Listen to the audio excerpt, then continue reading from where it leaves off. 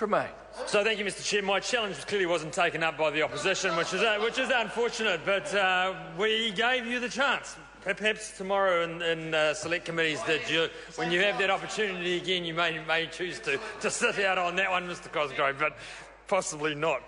Look, the commencement date is really important because it's actually the commencement of another part of the great National Party plan to actually take this country forward.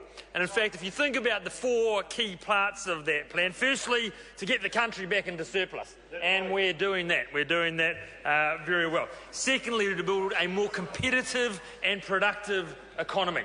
Well, this bill and the commencement date go to the heart of that particular focus, building a more competitive and productive economy. And actually the commencement date, the commencement clause, the urgency with getting this bill across the line, once it's obviously had the appropriate debate that's needed in this House, is very important. Don't forget the third and fourth parts of that bill, better public services, which we continue to do on a day-by-day basis in this House. I mean, the public are now coming up to me, Tremaine, ex-Minister, the services that we're seeing in this from our government sector are absolutely fantastic. And don't forget, Mr. Cosgrove, the fourth part of that plan, very relevant to your electorate down the south. They're rebuilding that beautiful city of Christchurch, that beautiful city of Christchurch. So look, coming back to that commencement date, which is critical, and specifically to the second part of that wider National Party plan for the economy, the government's plan for the economy, building a more competitive economy. One of the key parts of that is the actual, as I spoke about earlier, was the ICT strategy and action plan. Point of order, the honourable member in Lees-Galloway. Mr. Chairman, the member has strayed a long way from the commencement clause. This is a committee stage. He needs to keep his comments directly to the clause we are debating. Actually, he does, and I have been listening, and I have to say that less than 15 seconds ago, he actually mentioned the commencement date. But I would ask the member to try and focus on the date.